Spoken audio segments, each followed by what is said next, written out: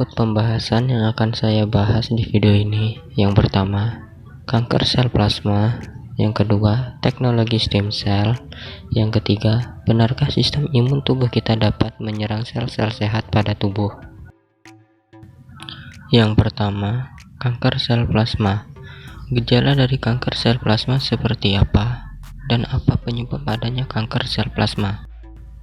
Next, kanker sel plasma adalah jenis sel darah putih dalam sumsum tulang. Dengan adanya kondisi ini, sekelompok sel plasma menjadi bersifat kanker dan berlipat ganda. Penyakit ini dapat merusak tulang, sistem kekebalan tubuh, ginjal, dan sejumlah sel darah merah. Sel plasma merupakan sel darah yang wajar ditemukan dalam tulang. Sel plasma mengeluarkan zat yang memicu sel lain untuk menghancurkan tulang. Area lemah pada tulang yang terbentuk disebut sebagai lytic lesion. Ketika multiple myeloma mengalami perburukan, sel plasma akan keluar dari sumsum tulang dan menyebar ke seluruh tubuh, sehingga menimbulkan kerusakan organ. Agar pencegahan dapat dilakukan, tentu Anda harus mengenal gejala penyakit kanker sel plasma, yaitu yang pertama, sering sakit karena menyerang sel darah putih. Pertahanan tubuh penderita kanker sel plasma akan menjadi sangat rapuh. Seperti yang telah dijelaskan sebelumnya, salah satu komponen penting dalam sistem pertahanan tubuh adalah sel darah putih. Yang kedua, lemas dan tidak bertenaga. Berbeda dengan sel darah putih normal yang bergenerasi dalam kurun waktu tertentu, durasi hidup sel darah pada kanker sel plasma ini jauh lebih panjang. Akibatnya, sel-sel abnormal ini akan semakin menumpuk dan menekan produksi sel lainnya, seperti sel darah merah dan keping darah.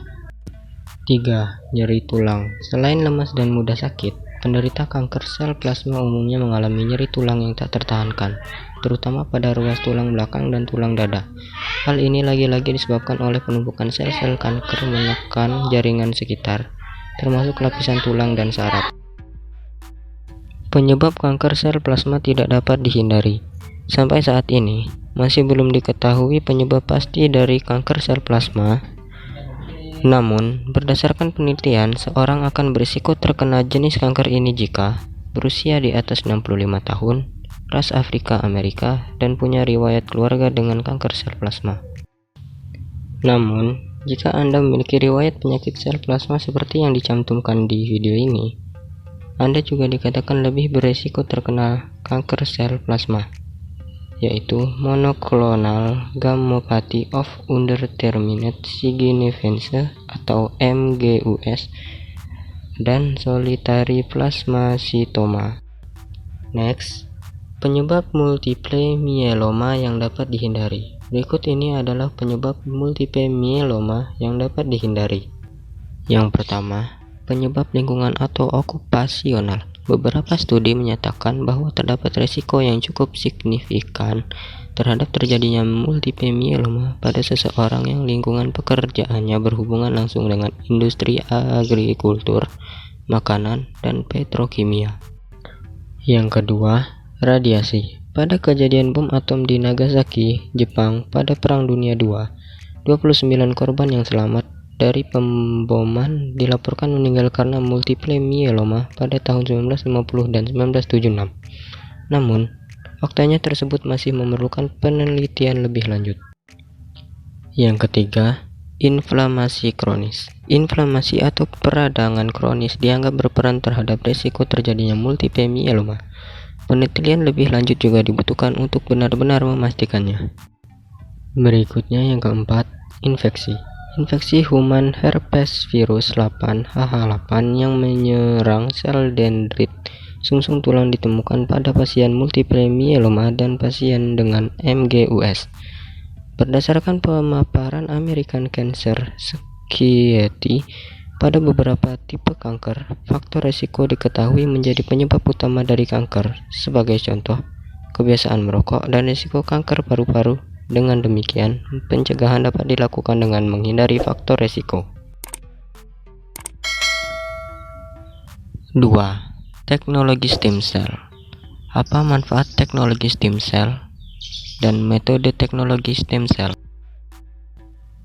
Teknologi stem cell. Terapi stem cell ini merupakan teknologi kedokteran yang menjadi harapan untuk menyembuhkan berbagai penyakit yang awalnya sulit disembuhkan dengan metode konvensial. Salah satunya adalah menyembuhkan kanker darah. Selain hasilnya yang menjanjikan, risiko terapi ini juga minim sehingga semakin banyak dicari. Berikutnya, manfaat teknologi stem cell. Stem cell berfungsi untuk mengembalikan keremajaan sel. Regenerasi sel ini berfungsi untuk mengembalikan stamina dan peremajaan tubuh sehingga tampak awet muda, serta bisa untuk menyembuhkan penyakit. Tambah dokter dari klinik MMC Lamongan ini. Metode teknologi stem cell. Stem cell atau sel punca pada dasarnya adalah sel yang belum berdiferensiasi secara sempurna. Diferensiasi sel sendiri adalah hal penting karena proses ini akan membuat stem cell berubah menjadi sel dewa seperti sel darah, sel otot, hingga sel saraf.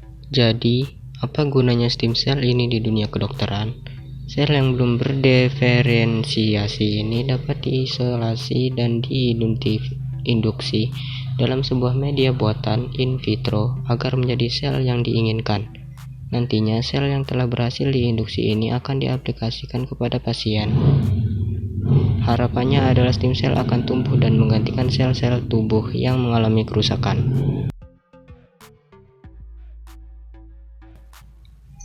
Tiga, benarkah sistem imun dalam tubuh kita dapat menyerang sel-sel sehat pada tubuh?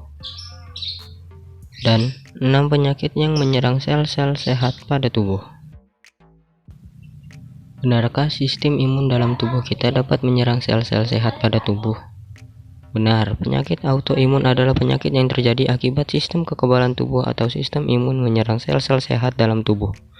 Jadi, tidak bisa membedakan antara sel sehat, sel sendiri, dengan benda asing non-sel.